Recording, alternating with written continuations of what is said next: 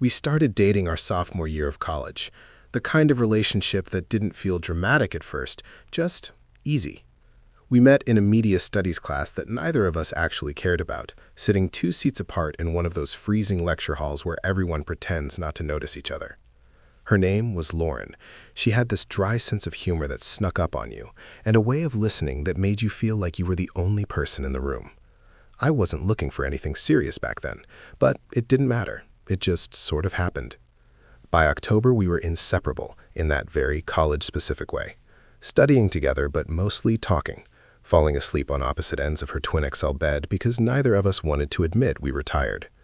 Walking across campus at night with cheap coffee from the student center, talking about everything and nothing. I remember thinking how calm it felt. No games, no chaos, just steady. I told my friends she was different. I actually believed it. Lauren was from a suburb outside Chicago. I was from a small town in Pennsylvania. Winter break was this looming thing neither of us talked about much, even though it was obvious it was coming. 3 weeks apart, different states, different lives. We weren't dramatic about it.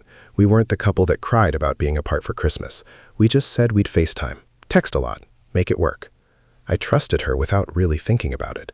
Trust came naturally back then. The last night before break, we sat in my car in the dorm parking lot with the engine off, snow starting to dust the windshield. Finals were done. Campus was emptying out. She leaned her head on my shoulder and sighed, this long, tired sound. 3 weeks, she said. That's not that bad. Yeah, I said. It'll fly by. She kissed me, slow and familiar, and told me she'd miss me. I believed every word. When she got out of the car and waved before heading inside, I remember thinking how lucky I was, how solid everything felt. The first few days of break were exactly what we'd promised. Good morning texts, long FaceTimes at night. She showed me her childhood bedroom, laughed about how nothing had changed. I showed her my parents' living room, my dog losing his mind every time someone walked past the window. It felt like we were still connected, just stretched across state lines. But then things shifted in ways so small I didn't clock them at the time. Replies took a little longer. FaceTimes got shorter. She'd say she was tired or busy or out with friends from high school. All reasonable things. I didn't want to be that guy who questioned every gap in communication, so I told myself it was fine. There was this one night, maybe a week and a half into break, where we were supposed to FaceTime after dinner. I waited, sent a text. Nothing. Another half hour passed. Finally, she messaged, saying she'd lost track of time and was already in bed. I remember staring at my phone, feeling stupid for being disappointed, then feeling worse for feeling disappointed at all. I told her it was okay, told her to sleep well. She sent a heart. That should have been enough. I spent most of break working extra shifts at a local hardware store, trying to save money for next semester. Long days on my feet, repetitive conversations, coming home exhausted. At night, I'd scroll through social media without really thinking, half looking for signs of her life back home. She didn't post much, neither did I. It felt like we were both laying low, which I took as another sign everything was fine. When she did talk about home, it was usually about her family or random errands. She mentioned meeting up with some friends from high school, including a guy named Ryan. She said his name casually, like it meant nothing. He was in my friend group senior year, she said. We all hang out sometimes. I didn't think much of it. Why would I? I had female friends too. Trust was still the default setting in my head. Christmas came and went. We exchanged gifts early over FaceTime, laughing at how awkward it felt opening things through a screen. She got me a hoodie from her favorite local coffee shop. I got her a necklace I'd spent way too long choosing. She put it on immediately and smiled at herself in the camera. I remember that image clearly, her hair pulled back, the glow of her phone lighting her face. It felt intimate, safe. After New Year's, the distance felt heavier, like we were both just counting down the days until campus reopened. Our conversations felt thinner, like we were skimming the surface instead of sinking into anything real. I chalked it up to restlessness. Break always did that to me. The night before she was supposed to drive back, we barely talked. She said she had to pack and finish some family stuff. I told her to drive safe. That was it. I went to bed with this low-level unease I couldn't name. When we finally saw each other again, it was outside my dorm, both of us unloading our cars in the cold. She hugged me, but it felt off. Not bad, just different. Like she was there physically, but her mind was somewhere else. I asked if she was okay. She smiled and said she was just tired from the drive. For the next few days, we settled back into routine. Classes, meals together, sleeping over. On the surface, everything looked the same, but something in me had shifted. I felt more alert, more aware of little things. Her phone always face down. The way she'd stiffen slightly if it buzzed while we were together. How she seemed distracted, like she was constantly catching up to herself. One night while she was in the shower, her phone lit up on the nightstand. I wasn't trying to snoop, I swear that's true. The screen just lit up and I saw the name Ryan. A message preview popped up, just a few words, but enough to make my stomach drop. It wasn't explicit, it wasn't even romantic. It was familiar, too familiar. I told myself not to jump to conclusions. I put the phone back exactly where it was, like touching it might somehow contaminate everything. When she came back into the room, towel wrapped around her hair, she acted normal, kissed me, asked about my day. But the calm I'd felt before winter break was gone, replaced by this quiet, growing sense that something had happened while I wasn't there. Something I didn't know how to ask about yet, something I wasn't ready to hear. That night, lying next to her in the dark, listening to her breathing slow as she fell asleep, I stared at the ceiling and realized how fragile everything suddenly felt. Like one wrong question could crack it open. Like I was standing at the edge of a story I didn't know I'd already stepped into. I didn't say anything at first. That's the part I still argue with myself about. I noticed the signs and chose silence, because silence felt safer than whatever truth might come spilling out if I pushed. I told myself I was being mature, giving her space, not accusing her of something I couldn't prove. But really, I think I was scared of losing the version of us I still believed in. Over the next week, that tension followed us everywhere. We sat next to each other in class, our knees touching, and I'd feel this ache in my chest that had nothing to do with affection. When she laughed at something on her phone and didn't show me, it felt personal, even though I knew it shouldn't. I started replaying winter break in my head like a movie I'd somehow missed the middle of.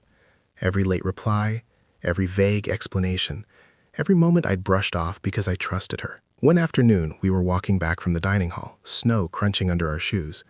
She was telling me a story about her mom rearranging the kitchen cabinets over break, and I barely heard a word. I interrupted her without meaning to. "Did you have fun over break?" I asked. She glanced at me, surprised. Yeah, it was nice to be home. Anyone in particular you spent a lot of time with?" I tried to keep my voice light, casual, like I was just making conversation. She slowed down slightly. "My friends, you know that." "Ryan?" The name came out sharper than I intended. She stopped walking, turned to face me. Her expression didn't shift much, but something in her eyes did. A flicker. Recognition. "Why are you asking?" she said. I shrugged, hating how defensive I sounded. "You've mentioned him a few times. I trailed off. I didn't know how to finish that sentence without sounding insecure. She exhaled and looked away. "He's just a friend. We've known each other forever." I nodded. "Okay." We stood there for a second, the cold biting at my face.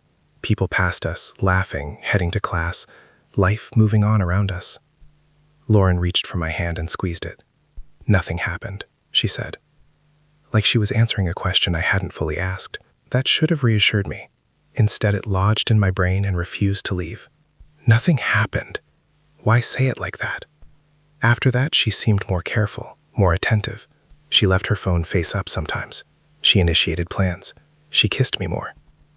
It almost felt like she was trying to convince me of something, or maybe convincing herself. Either way, it worked just enough to quiet my doubts without erasing them. Then, one Friday night, everything cracked open in the most ordinary way possible. We were at a small party off campus, the kind that wasn't really a party, just people crowded into a living room with cheap drinks and music playing too loud. Lauren was talking to some girls she knew from her floor. I was leaning against the kitchen counter, half watching her, half zoning out. One of my friends from high school, Mark, had transferred to the same college and happened to be there. We started talking, catching up, complaining about classes. Then, out of nowhere, he said, "Hey, isn't your girlfriend from around Chicago?" "Yeah," I said. "Why?" He hesitated. Just a beat too long. "I think my cousin knows her." My stomach tightened. "Knows her how?" "They hung out over break, I think, with some guy named Ryan." The room seemed to tilt. "What do you mean, hung out?" Mark shrugged, uncomfortable now. "I don't know details. My cousin mentioned her a few times, said she was with Ryan a lot, like a lot." I forced a laugh that sounded wrong even to my own ears. "They're friends." "Yeah," Mark said slowly. "That's what I figured. Just thought it was funny." I didn't hear much after that. The music felt louder, the air thicker. I watched Lauren across the room, smiling at something someone said, completely unaware that the version of reality I'd been clinging to was unraveling. I didn't confront her that night. I don't know why. Maybe because I didn't want to cause a scene. Maybe because I needed time to process, or maybe because part of me was still hoping I was wrong. We walked back to her dorm together, arms brushing, her head resting briefly against my shoulder. She talked about how annoying one of her classes was going to be this semester. I nodded and made the right noises, my mind miles away. Once we were inside her room, the door closed behind us, the cold pressed in. She dropped her bag on the floor and turned to me, smiling. "You okay?" she asked. I looked at her, really looked at her. The girl I'd trusted so easily just weeks ago. The girl who'd said nothing happened. "Did you and Ryan hook up over break?" I asked. The words hung between us, heavy and irreversible. Her smile vanished. She sat down on the edge of her bed slowly, like her legs had suddenly forgotten what to do. She didn't answer right away. That pause told me more than any confession could have. "Why would you ask that?" she said finally. But her voice was quiet now. "Because people are talking," I said. "Because things don't add up. Because you said nothing happened without me even asking." She pressed her lips together. Her hands twisted in her lap. I'd never seen her look this small. "We were on a break," she said. "No, we weren't," I replied. "We were dating. Long distance for a few weeks, but still dating." She nodded quickly. I know, I just..." Her eyes filled with tears and my chest tightened despite everything. I didn't think it would matter. It was just a few times. It didn't mean anything. Those words landed like punches. Just a few times. Didn't mean anything. "So you did," I said. It wasn't a question. She looked up at me then, tears spilling over. "I'm sorry." I don't remember everything I said after that. I remember my hands shaking. I remember pacing the small room, feeling like there wasn't enough air. I remember asking questions I didn't want the answers to and getting them anyway. They'd kissed at a New Year's party. Then again, then more. "It wasn't planned," she said. "It just happened. He was familiar, comfortable, home." "And what about us?" I asked. "What about everything we talked about?" She cried harder. "I didn't think you'd ever find out. That might have been the worst part. Not that it happened, but that she'd planned to carry it silently back to campus, back to our life, and pretend winter break had been nothing more than distance." I left her room that night feeling hollowed out. Angry, yes, but mostly numb. The campus lights blurred as I walked, my breath fogging the air. I didn't know where I was going. I just knew I couldn't be there anymore. I didn't sleep. I lay in my bed staring at my phone, rereading old messages from before break, before everything shifted. Words like "miss you" and "can't wait to see you again" felt cruel now. My morning, I still didn't know what I was going to do. Break up, forgive her, pretend it hadn't happened. None of the options felt right. All I knew was that the version of our relationship I'd been clinging to was gone, and I had no idea what, if anything, could replace it. The next few days were unbearable. I saw her in class, at lunch, walking across campus like nothing had changed. People who didn't know anything continued their lives as normal. I wanted to scream, to tell everyone that my world had just collapsed. But instead, I smiled. I laughed at the dumb jokes my friends made. I nodded at professors. I even answered questions in class, though every word felt hollow. Being around her was the hardest part, because every smile she gave me felt like a lie. Every touch a reminder that she had been somewhere else, with someone else, while I trusted her completely. I started keeping myself busy. Extra hours at the campus cafe, late night runs at the gym, anything to occupy my mind so I didn't have to think about what she had done, and more importantly, why I hadn't seen it coming. The pain didn't go away. It just sat there, like a weight in my chest, tugging at my heart every time I caught sight of her. And it wasn't just the physical ache. It was the mental exhaustion of trying to reconcile the girl I loved with the one who had lied to me. One evening, a week after confronting her, I finally agreed to meet her in one of the empty lounges on campus. I didn't know why I agreed. Part of me wanted closure. Part of me wanted to see if she felt as guilty as I thought she should. Part of me, selfishly, wanted her back. She arrived late, tugging her sweater sleeves over her hands, eyes downcast. She sat across from me, not touching me, not looking at me fully, and I could feel her tension even before she spoke. "I don't know what to say," she started, voice shaky. "I know I ruined everything." "Everything?" I asked, bitterness creeping in. "You mean the last few weeks, or the entire last semester?" She flinched. "I know it doesn't matter how I explain it now, She paused, struggling, and I could see her trying to make herself smaller. "I liked him, and I didn't know how to deal with it, and I thought it wouldn't change us." I laughed bitterly, shaking my head. "It changed us, Lauren. It changed everything. You think a few kisses, a few nights together, doesn't change the foundation of everything we had? Don't you see what you've done? I do, she said. Her voice rose. I panicked. I didn't want to lose you, but I also didn't want to lose myself. I don't know, I was stupid. And that's when I realized something terrifying. I wasn't angry in a normal way anymore.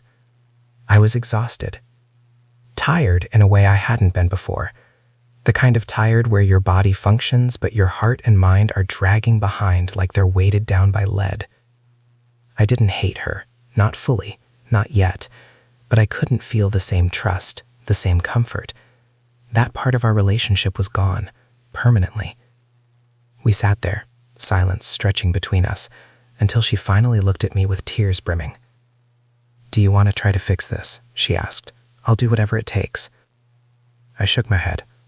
I don't think this is something that can be fixed with whatever it takes.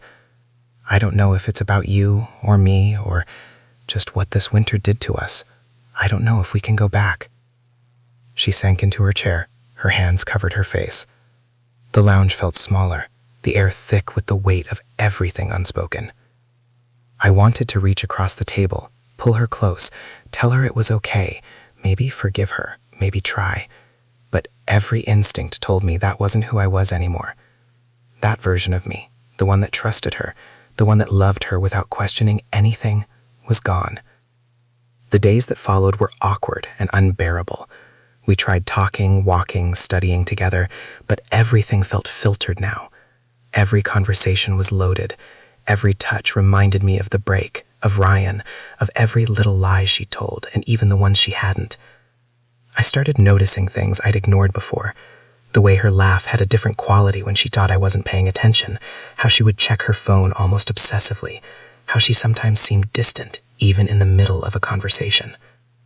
My brain, which had been calm and trusting for months, had become a trap of suspicion. And then came the text messages.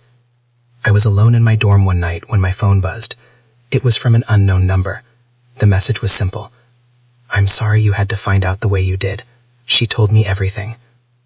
I froze. My fingers hovered over the keyboard. My mind raced. Who was this? What did they know? I stared at the screen for what felt like hours before typing back, demanding clarity. Within minutes, the floodgates opened. This person, I learned later, a mutual friend, sent me screenshots of conversations, pictures, everything from the week of winter break. Lauren and Ryan had been together multiple times, and the details were unmistakable, not subtle, not just holding hands or casual flirting, real, intimate moments. And the worst part?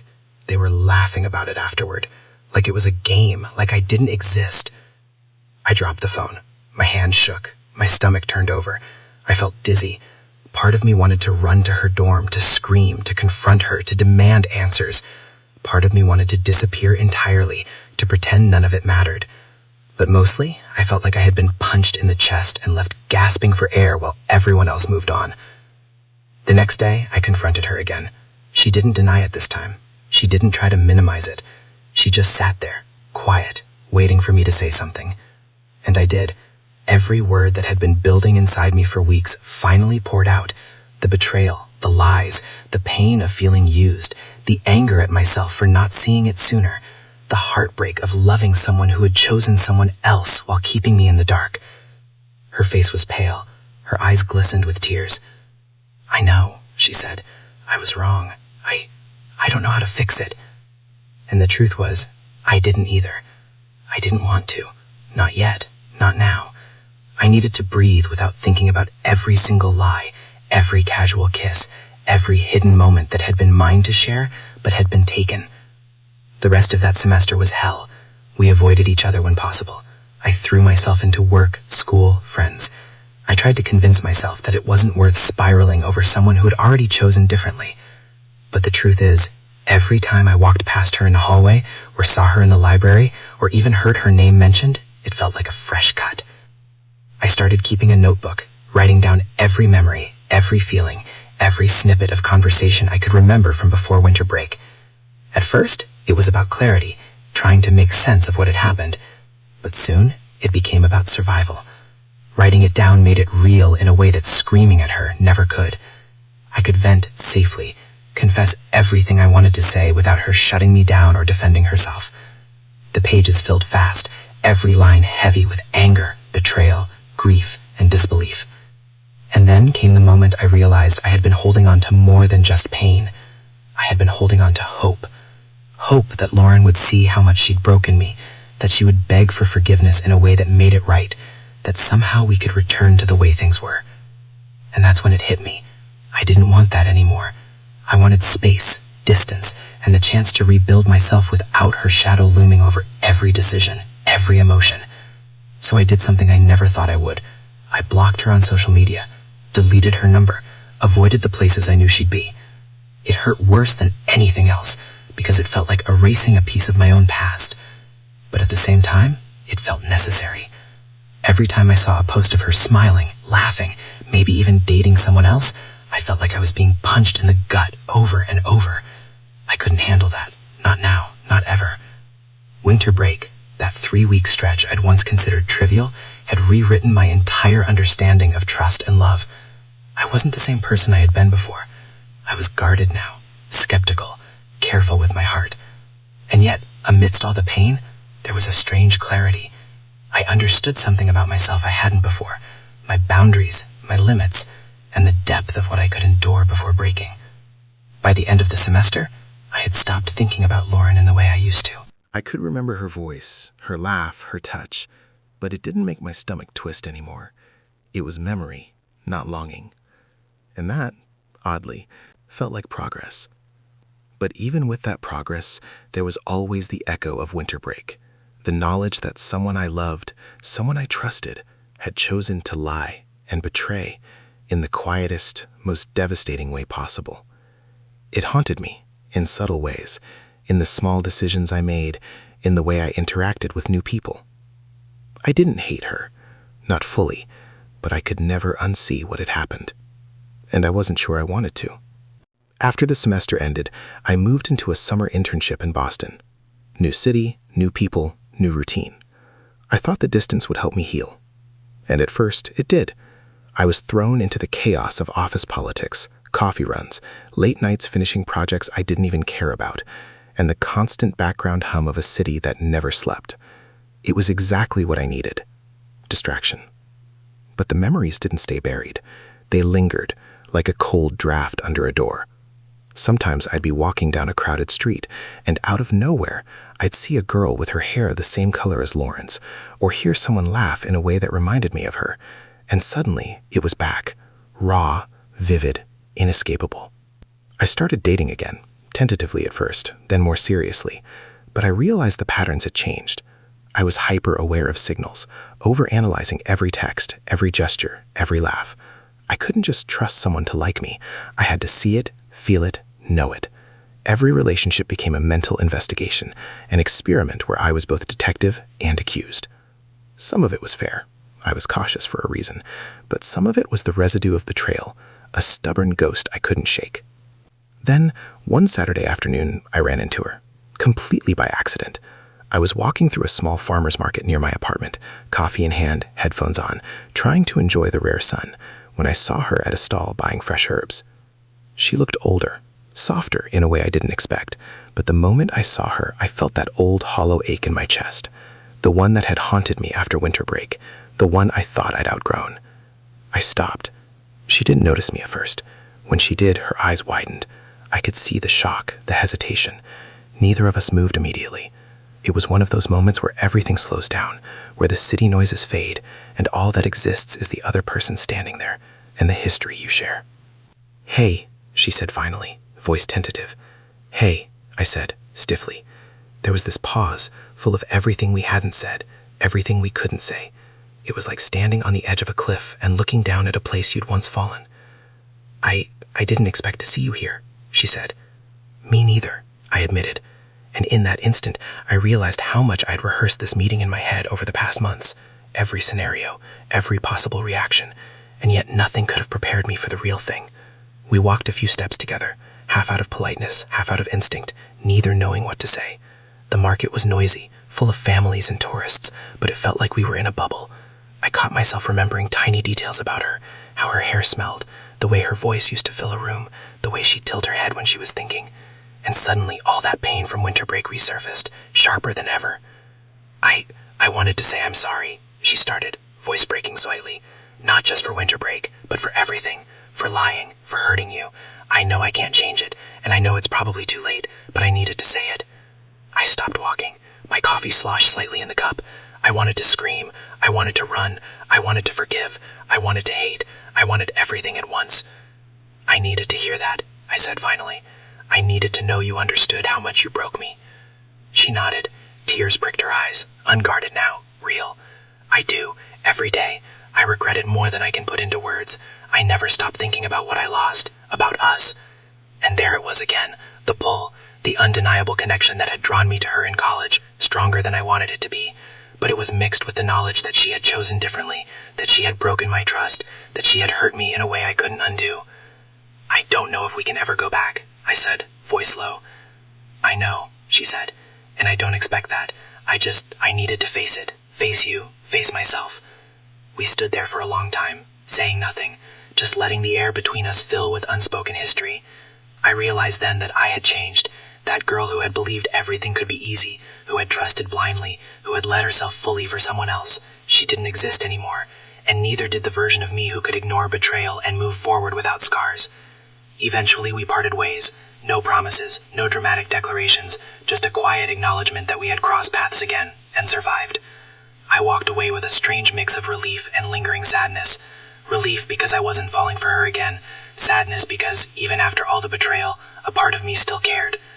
That summer, I learned how fragile love can be, how trust can shatter in ways that aren't always obvious, and how long it can take to rebuild yourself after someone else's choices.